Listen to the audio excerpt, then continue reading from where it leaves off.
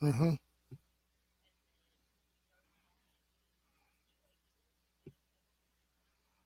Okay.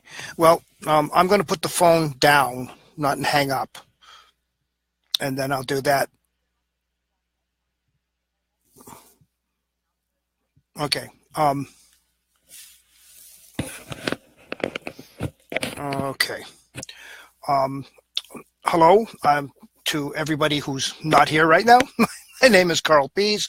I'm a professional registered parliamentarian with the National Association of Parliamentarians, and I am here to give a brief introduction to parliamentary procedure, specifically as it is in Robert's Rules of Order. Although I may deal with other um, at least mention other handbooks that exist out there, because there are others. There's Roberts, and there's the Standard Code, and there's Demeter, and I could go on.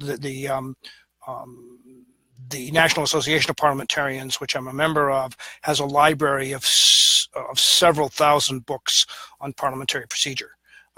But the one that's most commonly used is Robert's Rules of Order, which was written by Henry Martin Robert, the first edition in 1876.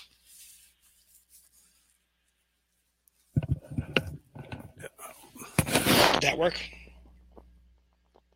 Okay. Um, the actual class won't start for another 3 minutes. Um, so I will wait until getting into the meat of it.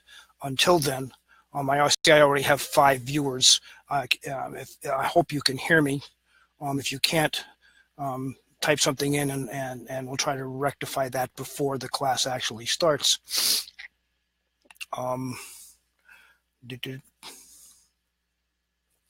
but So right at the moment, we are waiting until we get to 9 o'clock, and there's a significant number of people.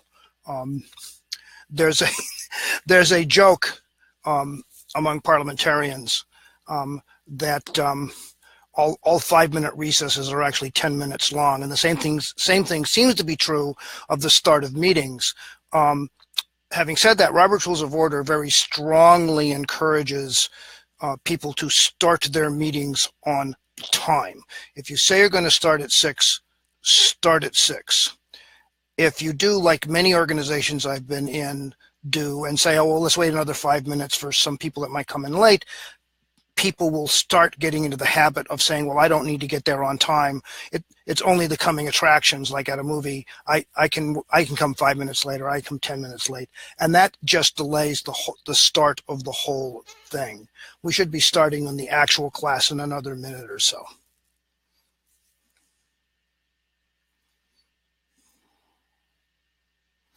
The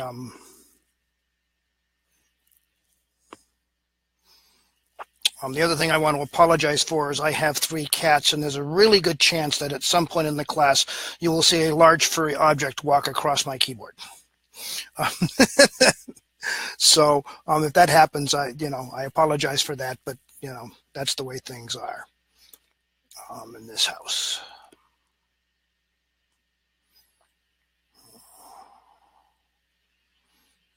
Okay.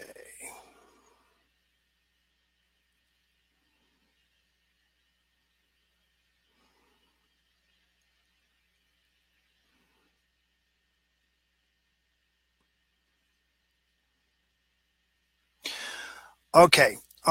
Again, my name is Carl Pease. I'm a professional registered parliamentarian with the National Association of Parliamentarians, and I'm going to try and give a brief but useful introduction to parliamentary procedure as it is in Robert's Rules of Order. Now, there's a couple of caveats I want to put out here. All of you are probably involved in organizations that have their own set of bylaws, governing documents. If you're involved in political organizations, state law may apply. All of these things affect the decision-making processes of organizations, and you should become familiar with them because they may say something that sets up a procedure that's different than what I'm about to tell you. And they take precedence. If the bylaws say, for example, that all elections will be by ballot, You don't need to vote to do that as you normally would under Robert's Rules of Order or parliamentary procedure. It's automatically has to be by ballot, and it cannot be done any other way. It has to be by a ballot, which is I'm sure you're familiar with what a ballot is.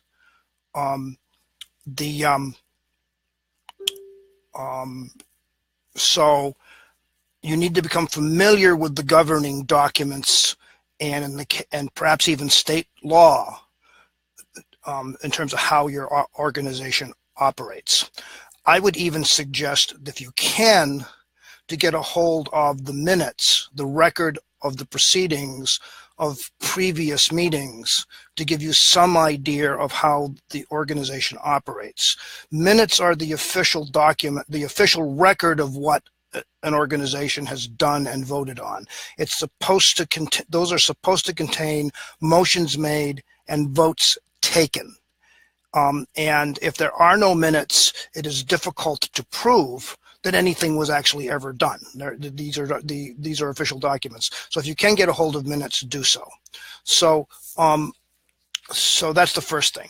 Now, someone had a question I want to deal with right up front is, well, what are some introductory texts or books that I could purchase or get a hold of in terms of making an introduction? And I'm going to show you 4 that I have used over time, all of which are good in their own way. Now, this one here, if you can see it, is called Robert's Rules of Order, newly revised in brief. This is by the same people that do Robert's Rules of Order, and everything in this, okay, is compatible with the larger document. And it even has in the front, it had a little thing that says, if you have 30 minutes, read this chapter. If you have 60 minutes, read these chapters, and so on and so forth.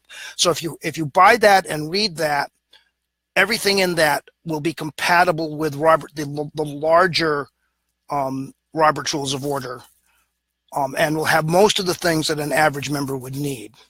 There's another one. This one is called The Guerrilla Guide to Robert's Rules of Order by Nancy Sylvester, which is pretty good. And the other 2, which I won't show you, there's an Idiot's Guide, if you're familiar with the Idiot's, the Idiot's Guides to Things, and there's a Dummy's Guide, both of which are very, very good books on an introductory level. So,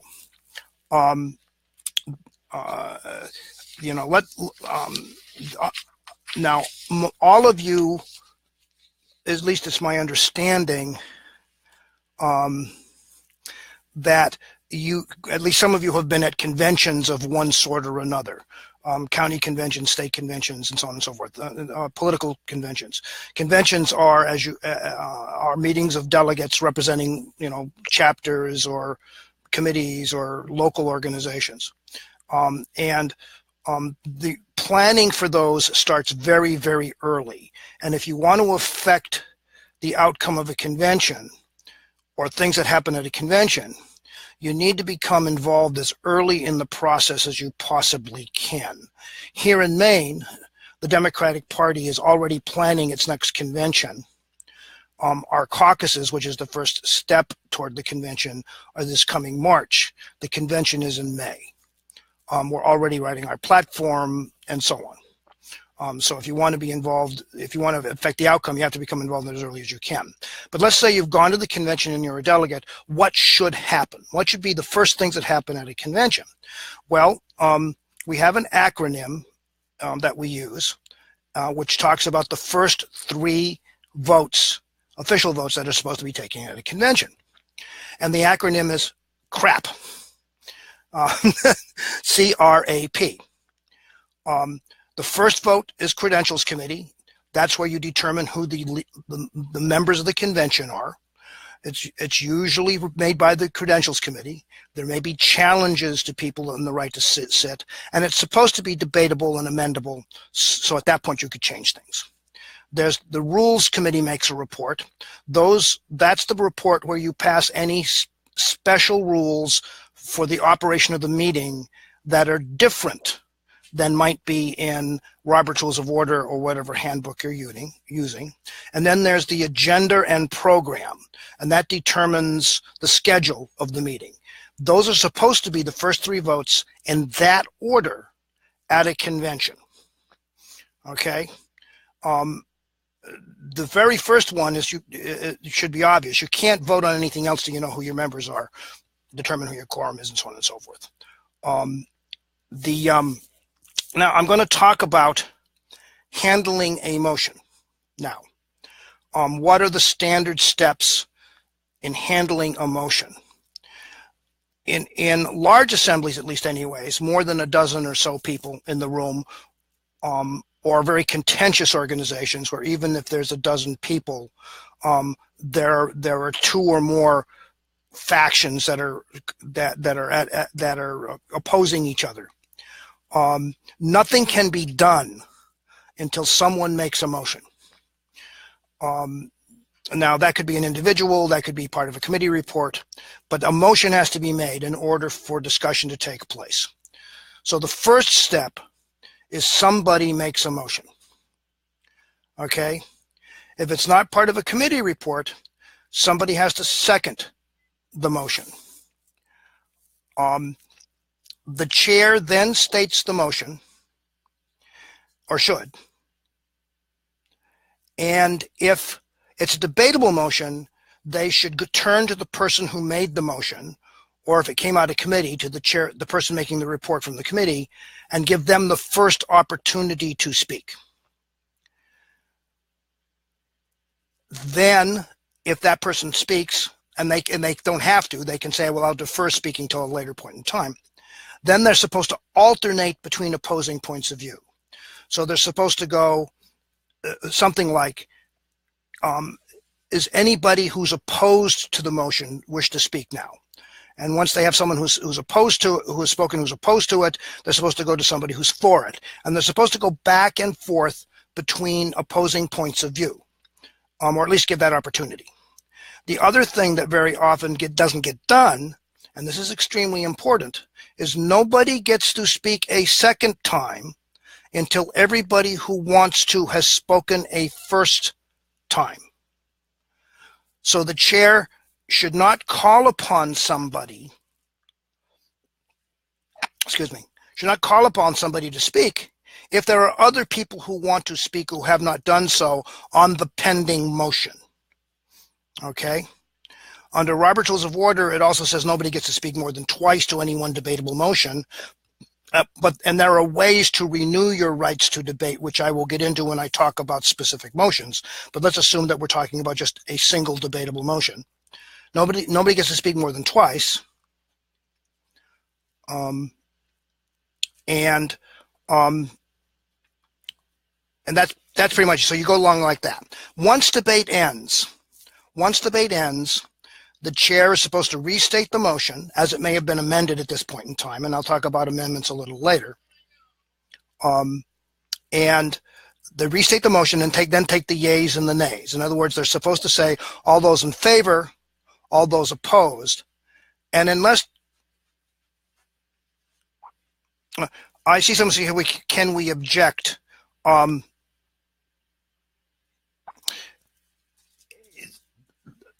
When I preside over a meeting, assuming that the motion to close, I'm not sure exactly what the question is, but when I preside over a meeting, and we assume that no one's made the motion to move the question, which is a motion to close debate, then what I often do is I say, if there is no objection, we shall now go directly to a vote, and I pause. And if somebody objects, then I proceed with the debate. Usually I turn to the person who objected and I say, do you have anything that you wish to add to the debate, or some comment like that. You should always be given at every step in the process, you should always be given an opportunity to object, if you will, if you feel it's moving a little too fast. Now, having said that, there is a motion called moving the question that if passed will close off debate. It's a motion to end debate and go directly to a vote. Okay. I moderate town meetings, which is a form of government in Maine. It's an open meeting where all the voters can show up. And very often I go something like this. You know, it's do I hear a motion? Do I hear a second? Does the person who made the motion wish to speak? No. Okay. Is there any further comments or questions? If there's no further comments or questions, we shall go directly to a vote. Pause. If I hear no objection, the motion passes. And that's literally how fast it goes for most of the articles in the warrant for the town meeting, because most of them are non-controversial. But you always pause. If you're a good presiding officer, you always pause, and you always provide an opportunity for somebody to interject in the process if they want to. But in any case, so the chair, so the presiding officer should always take the yeas and the nays, or like I just did, do unanimous consent if there's no objection. Now,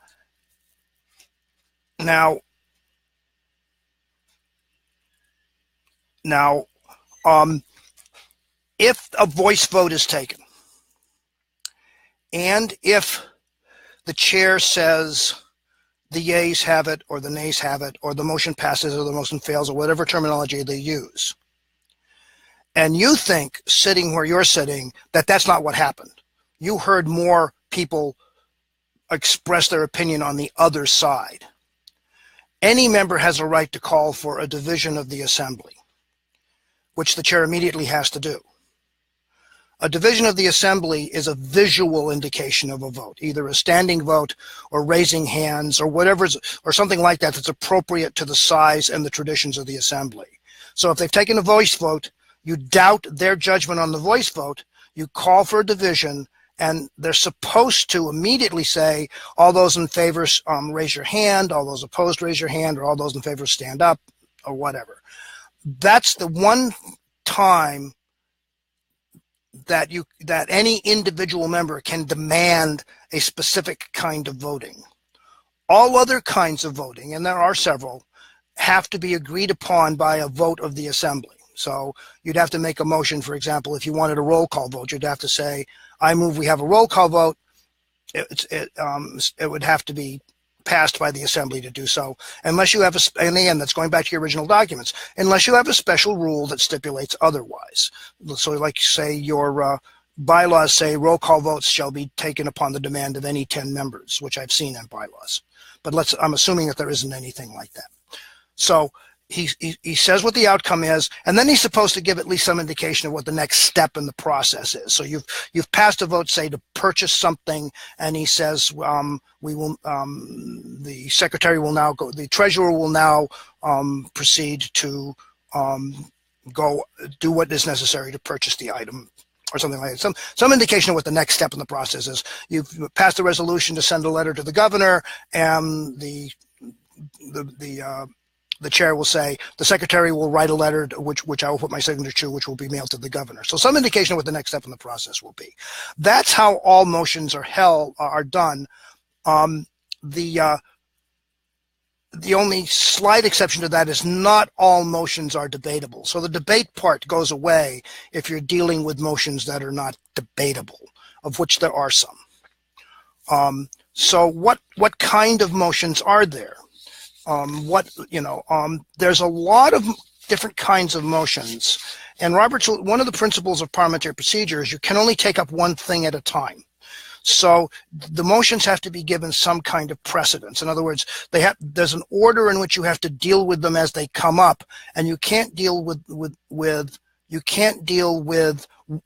one that's lower in the precedence until you've dealt with one that's higher in the precedence. Now, obviously, the motion that everybody's familiar with is the one that's called the main motion. It's the motion that's been put before the assembly in order for them to make a decision. It's the very first motion made. Now those are divided into two categories. There are original and incidental. The only difference between an original main motion and an incidental main motion is that an original main motion is something substantive, authorizing the expenditure of funds, taking a stand on an issue, et cetera, et cetera. Incidental motions are motions that are procedural in nature that have come up when nothing else is pending. So, for example, an incidental main motion would be a motion to recess when there's nothing else, on the floor to talk about or be debated. That's an incident. It's a main motion because it's the only thing in front of you to be taken up at that point in time. Now, then there are what are called subsidiary motions. Those are motions that affect in some way the main motion. Excuse me, I'm looking at my notes here. A motion to amend, a motion to postpone indefinitely, a motion to amend, a motion to refer to committee, a motion to postpone to a time certain, to limit or extend debate, the previous question, the motion to lay on the table. Those are all subsidiary motions because they affect in some way the main motion that you're dealing with. Okay. Now I'm going to talk a little bit here about motions that one of the most misused motions in parliamentary procedure, and that's the motion to lay on the table. The motion under Robert's Rules of Order, the motion to lay on the table, which is a non-debatable motion, is intended to be used to set aside what you're dealing with right at the moment temporarily so you can take up something else of urgency right then and there. The example that's given in Robert's Rules of Order is a speaker has come in, they have to leave early, you're in the middle of debate on some motion, so motion is made to lay on the table so to give an opportunity for the person to speak. And then you have to vote to take it off. It is not supposed to be used to kill a motion. If a motion to lay on the table is used to kill a motion, it is being used improperly and should be ruled out of order by the chair, or the chair should be forced to in some way to do that. And I'll get into that in a second. The other problem that happens is people say, well, I move that we table this till next week. Under Robert's Rules of Order, that's actually a motion to postpone to a time certain. And a motion to postpone to a time certain is debatable, but because they use the word table, people assume that it's non-debatable. So what you have to do when someone makes a motion many times in parliamentary procedure, what you have to do is you have to look behind what it is they're trying to accomplish, not the specific words they said. And then, of course, if you've got a good presiding officer will deal with the motion on the basis of its intent, not on the basis of certain words that may or may not have been used. Although there, of course, is proper procedure, proper terminology that's supposed to be used, but a good presiding officer should look behind that. Now, so I want to talk just a tiny bit about, let's assume a main motion has been made and you've exhausted your rights to debate, but you have more points you want to make. Now I'm going to talk a little bit about motions and a little bit about tactics here. There are other debatable motions that can be made that affect the main motion. The one that is actually the lowest precedence, in other words, the one that can be made that's higher precedence than the main motion but yields to everything else, is the motion to postpone indefinitely, which, by the way, is actually a motion to kill the main motion. But it's a separate motion. It's a debatable motion, and if you make it, all your rights to debate are renewed, and you get to speak another 2 times to the main motion. This is particularly useful if you're trying to kill a motion, as opposed to pass it. So all your rights to debate are renewed. You can do that. Motions to amend are usually debatable. Okay, although only on the debate. On the thing on the amendment itself. So if there's a debate, the debate has to be germane. It has to be deal with the subject in front of you and not be extraneous. I forgot to mention it, but also in a formal debate, you're never supposed to refer to anybody by name. The previous speaker, the delegate from County A, et cetera, et cetera. The idea behind that is that if you can pull personalities out of the debate, that tends to make them less contentious. Okay, and if somebody does say something that's insulting to you, or that questions your integrity or your judgment, you can raise what's called a question of personal privilege. You can get up and say, Mr. Chairman, I rise to a question of personal privilege. What is your question? The previous speaker has clearly questioned my integrity, my honesty, and I wish that the chair would discipline them or ask them to apologize to me or something like that. And the chair is supposed to immediately rule on your question of privilege, and either correct the member or take corrective action if that actually happened. Now, I'm going to talk about amendments real briefly because it's probably the most common motion that'll come up that deals with the main motion. Amendments come in basically three varieties. You're amending to strike something, you're amending to add something, or you're amending to do both, to strike and replace. Now that can be single words or that can be whole paragraphs, but that's what the amendments are. And they're dealt with just like any other motion that's debatable, except the debate, of course, has to center around the merits of the amendment. They can't be hostile to the original main motion. You can't, a good presiding officer should rule any amendments out of order that would reverse what you're trying to do in the main motion. Okay? It's also amendments should be out of order if it would amend a main motion in such a way that the same purpose could be accomplished simply by not passing the motion. Yeah, that's so. You can't turn yes into no. But through or you shouldn't be allowed to through the process of amendment. I'm going to pause for a second. Anybody have any questions at this point? I'm looking at the text. I'm to make sure I haven't missed any questions. Okay. Let me see. After subsidiary main motions, you have something called, after subsidiary motions, excuse me, you have something called privilege motions.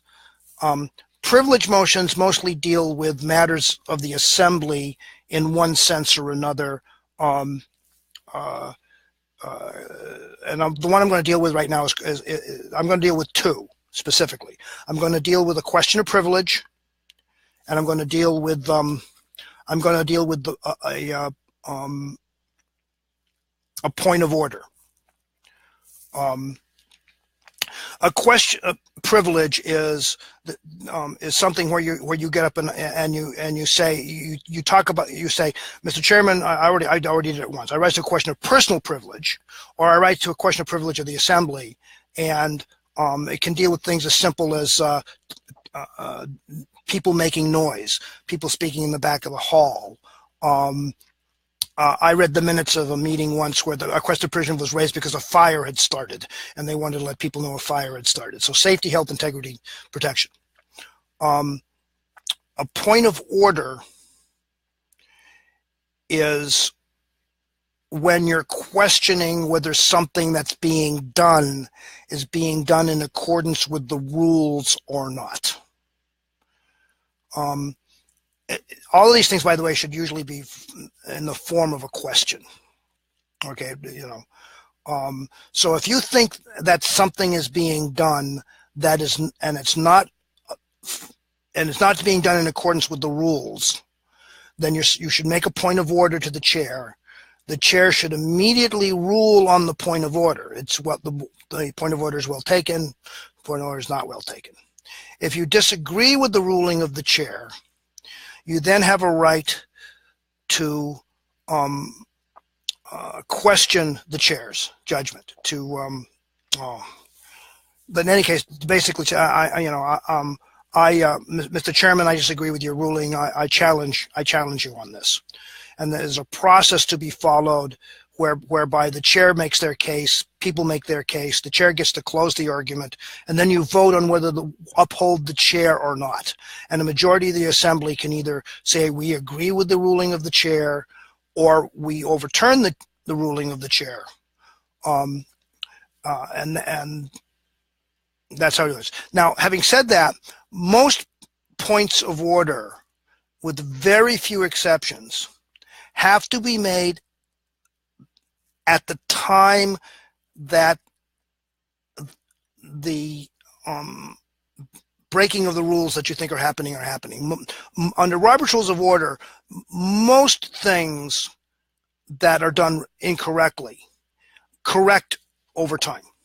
In other words, if the vote wasn't, the classic example is they failed to take a second, because all debatable motions are supposed to have seconds, right? If you wait too long and debate is started, you lose the right to raise a point of order, because in that specific case, because the point of having a second is to indicate that other people want to talk about it. Well, if you started debating, other people obviously want to talk about it, and the idea of a second becomes moot. If somebody votes who shouldn't have voted in a ballot type situation or whatever, you have to object right then and there.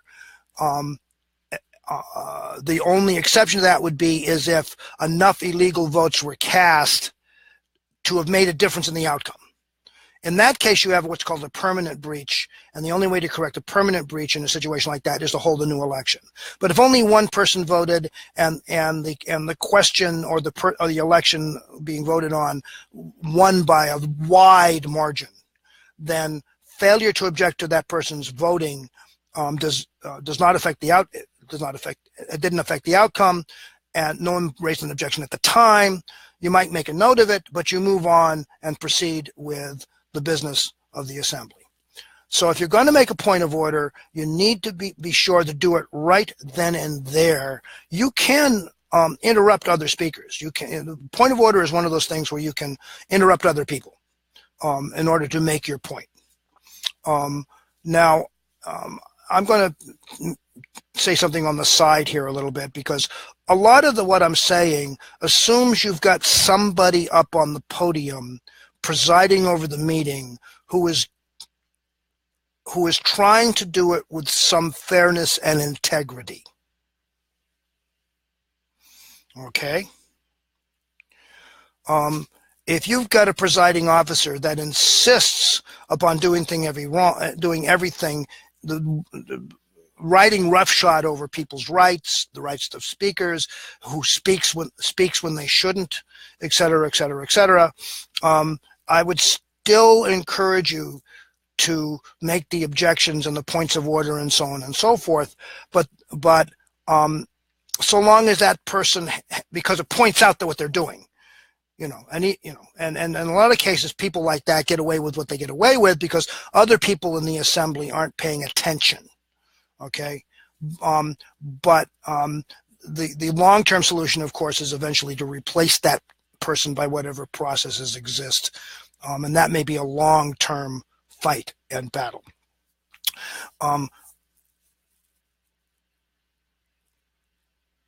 Again, I'm going to stop and ask if there's any questions.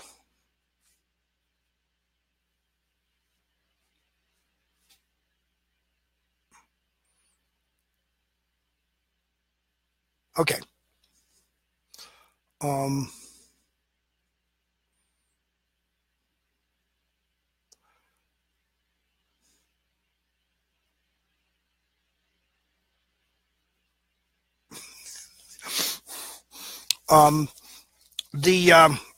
Excuse me, I got to take a look at my notes. Sorry.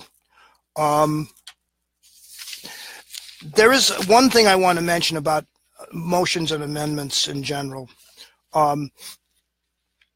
once debate has started on something, it no longer belongs to any one person. It's the property of the whole assembly.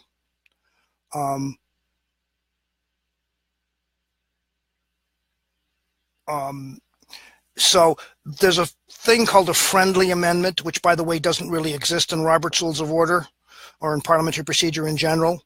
This thing where somebody gets up and they say, well, will you accept this amendment? And the maker of the motion says, yeah, sure, I will. Can't do that. Once you've started debate, the only way to affect a motion is for the assembly to take a vote on it. If they want to make a change or an amendment, it's got to be made as a motion. If they want to withdraw it, which sometimes happens, then the assembly has to give them permission to withdraw the motion, because it no longer belongs to any one person. It belongs to the whole assembly. Okay, so there is no such thing as a friendly amendment. Sorry, I keep putting the stuff and shouldn't. So there's this, there's that. Okay.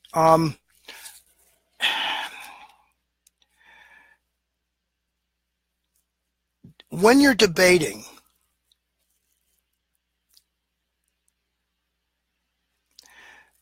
I think I mentioned earlier, you're not supposed to deal in personalities.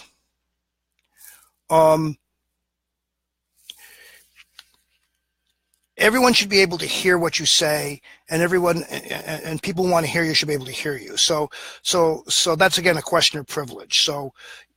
But being polite, I can't emphasize enough how important it is that people be civil in debate.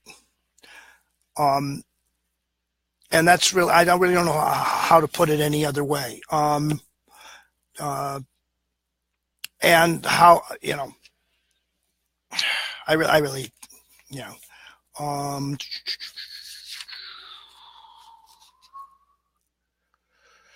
okay. So you've got to the end of the debate. Somebody's made a motion to move the question, which, as I said earlier, is a motion to close debate, end debate, and go directly to a vote. That is passed. But you still have points you want to make. What can you do? There's actually things you can do. Because points of information. I love points of information. Let's have a hypothetical motion. Hypothetical motion is to spend $500 to buy a new computer. And the debate has been closed off, but you still think it's not a good idea. So you can get up and say something like, Mr. Chairman, I raise to a point of information. Is it not true that we only have $450 in the Treasury and therefore can't spend $500 on a computer? You phrase it as a question. You can always make points of information. You can always make parliamentary inquiries, which is a question about procedure. This is true even if debate has been cut off. If you feel that you have rushed to judgment, okay, and things should be talked more. If you've been paying attention, you could vote on the prevailing side and make a motion, and then make a motion to reconsider. If you say, I move to reconsider and enter on the minutes, it delays that reconsideration vote until the next meeting, which gives you between this meeting and the next meeting to deal with the lack of information or whatever you thought was happening. If there are things you want to accomplish, preparation ahead of time is always important. Okay. So, putting all your ducks in a row ahead of time if you can. Okay. Any questions at this point?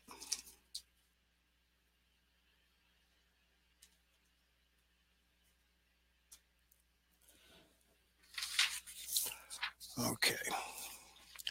I'm going to back up a little bit and deal with some of the other motions that might come before you, or that you might be able to use. Some of them are a little obscure, and I'm going to go over them in the order that of precedence. So you start with the main motion. So what's the next motion that can be made? I've already mentioned a motion to postpone indefinitely. That's the next motion that can be made. Then a motion to amend can be made. I talked a little bit about amending. Then the motion to refer to committee. You can always make a motion to refer to committee, and that can either be an existing committee or it can be a committee that's created by the motion. Mr. Chairman, I move we refer this to a committee to be made up of 3 people to be appointed by the chair. So that, to postpone to a time certain, which is basically a motion to postpone till the next meeting.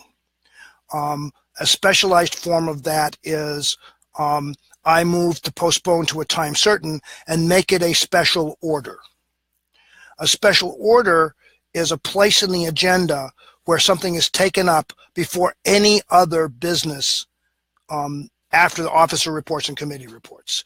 So before unfinished business, before new business, you're saying you're delaying this to the next meeting, and you're telling them that you want it to take it up before you take up anything else. I've never seen it done, but technically you can actually put a time on that. You can say, Mr. Chairman, I move we postpone this till the next meeting and that we take it up at 7:30. And technically under Robert's Rules of Order and Parliamentary Procedure in general, when they get to 7:30, the Assembly has to stop everything it's doing and take it up or vote to delay it a little further down the road. But they have to deal with it. They have to deal with it. The previous question I already dealt with. The motion to Mr. Chairman, I moved the previous question. Non-debatable takes a 2/3 vote. It's a motion to cut off debate and go directly to a vote. It generally applies only to what's right in front of you at that moment. So if you make a motion on the previous question, you're dealing with amendment, it deals just with the amendment and not with the main motion. But you can say, Mr. Chairman, I move the previous question on all pending questions, and therefore force a vote on everything if you've got a number of things stacked up on the table, so to speak, and you want to get them all out of the way at once. I've already dealt with lay on the table. Then we get into what are called the privilege motions. The orders of the day. I know that sounds a little technical, but the orders of the day is simply a demand that the chair pay attention to the agenda. So if you've gotten off the approved agenda and you're dealing with something out of order, the orders of the day forces the chair to either go back to the agenda or to take a vote of the assembly to continue on with the business that they're dealing with at the moment. So it brings to the attention. The bit about special orders is a perfect example of that. If they skip right over special orders and go to unfinished business or new business, you demand the orders of the day. Question of privilege, I dealt with that a little bit. There's either questions of privilege of the assembly, questions of privilege, of personal privilege. That is asking the chair to enforce something, usually. A classic example of a question of privilege is, Mr. Chairman, there's this conversation going on in the back of the hall. I can't hear anything. That's an example of a question of personal privilege. And the chair should then say, well, will the gentleman in the hall who are having the conversation either stop the conversation or go outside so that the member can hear what you're saying. The recess, that should be obvious. I believe 5-minute recess, 10-minute recess. Motion to do that. I should mention at this point that there is also a sort of mini recess kind of thing, which the chair can do, because if the chair needs to consult with somebody briefly, they can tell the assembly to stand at ease, which is basically to say, I've got to deal with this matter real quickly, and I'll come back and we'll continue with business, but I want to ask my parliamentarian a question. so the assembly stand at ease while I ask, while I inquire about this. That's usually for very, very brief, short things, just to let the assembly know that that's happening. The motion to adjourn. Everybody knows what the motion to adjourn is, right? But there's a motion that's higher precedence than the motion to adjourn. And that's the last one in the hierarchy in this particular case. And that's to fix the time to which to adjourn. Now, despite the phraseology of that, this is actually a motion for a long recess. Mr. Chairman, it's getting late. We have a lot of things on our plate. We can't let they can't be delayed until the next regular meeting. I move that we adjourn this meeting till tomorrow at 7, or let's say the meeting's on a Tuesday, till Thursday at 7. And if that passes, you can proceed with business a little bit, but basically when the meeting does stop and you haven't got to everything, the meeting reconvenes at that point in time, and technically it's a continuation of the same meeting. Okay? So it starts up where you left off and you continue on with the meeting. One of the side effects is that, by the way, is that is that in that situation, they don't have to notice that, because it's a continuation of this. Technically, it's a continuation of the same meeting. You notice the original meeting. They don't have to, if you fix the time to which to adjourn, you're meeting in a couple of more days. There's no need to send out notices again. This brings to mind special meetings, by the way. Special meetings are meetings that are called outside the regular schedule. Under Robert's Rules of Order, special meetings can only deal with the matters for which they were called. So if a special meeting was called to hold an election, that other than procedural stuff, the only thing you can do is hold an election. You can't do anything else at a special meeting except that for that purpose for which it was called. And I know I'm taking, but things come to mind. Any questions?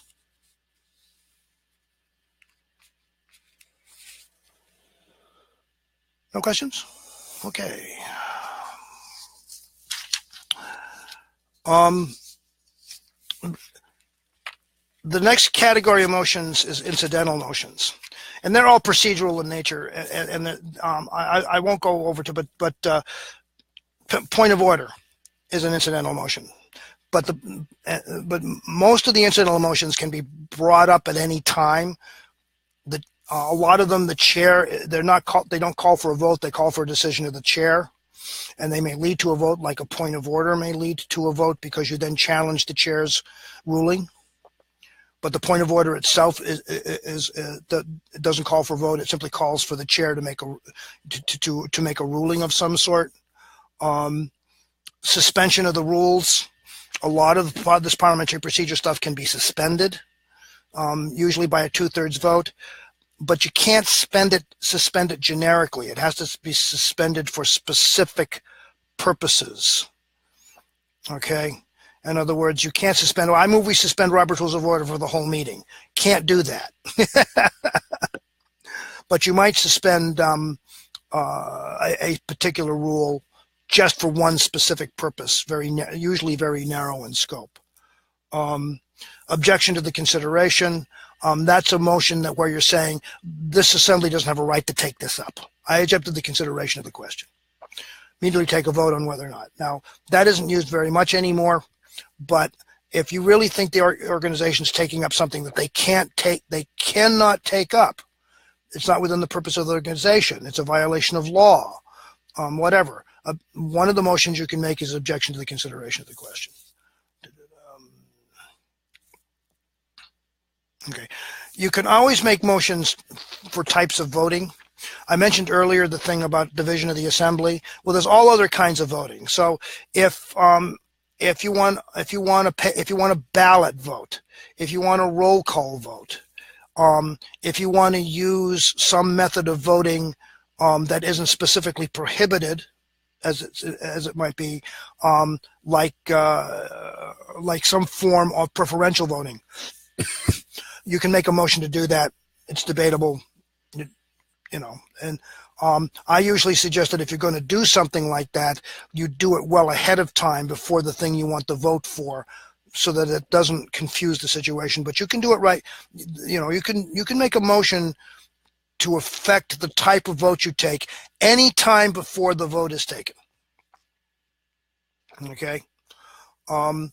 Again, I strongly urge you to go back to your governing documents, because your governing documents, your constitution, your bylaws may say, for example, that all elections will be by ballot. And ballot is a piece of paper that you mark your preference on. You know, so they're supposed to be secret. I told you a cat might walk by, and so on. I'm going to talk a bit about elections here. Now, I'm talking somewhat in a vacuum, but I'm assuming that the bylaws or whatever aren't very specific, and you're having an internal election of some sort. You're electing a chair of a committee of your committee or something like that. On the assumption that there's nothing in your bylaws, nothing in the rules that you've passed, this is the way it's supposed to be done. You take nominations. Not anyone can be nominated who's a member. Any member can nominate. There is no need for a second. Nominations continue until until either they stop or someone makes a motion to close nominations and it's passed. You don't need to be present to be nominated, although in that case, if someone who wasn't present is elected, the the election is not over until the person accepts the office. And the last point I want to make is that unless you have voted to stipulate otherwise, all elections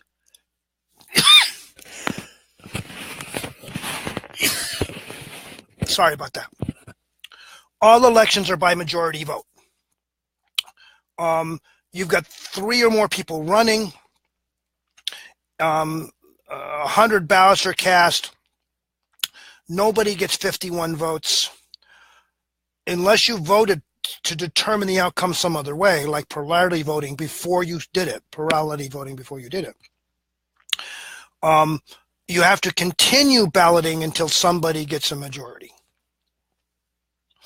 I mention this because people are very used to plurality voting, because that's the way most of our legislative and executive elections on the state, for state government and city councils and so on and so forth take place. Well, that's not under parliamentary procedure. You have to have a majority vote unless you have specified some other method of determining the outcome.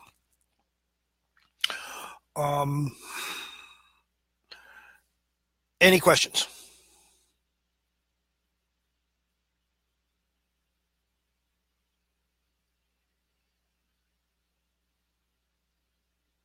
No questions? Amanda, is there anything that you would like me to cover that I haven't covered so far? Can you hear me, Amanda?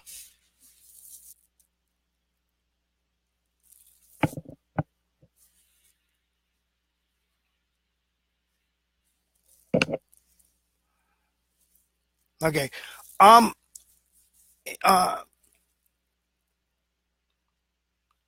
going to stop it here. My understanding is that people will be oh,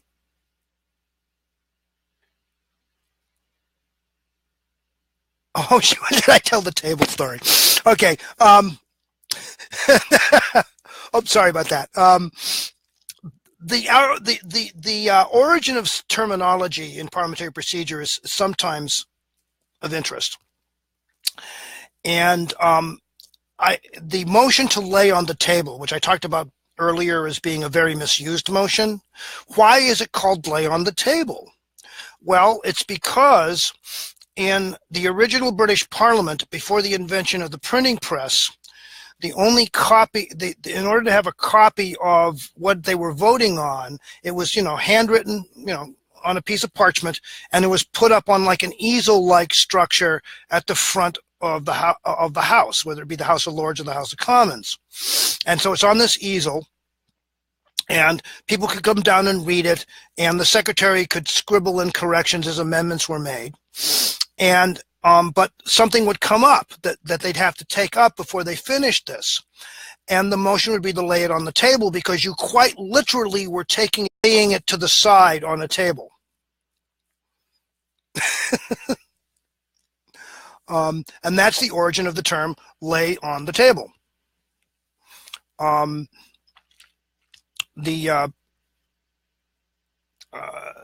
So that's the story. Some of these things have interesting origins. Any other questions?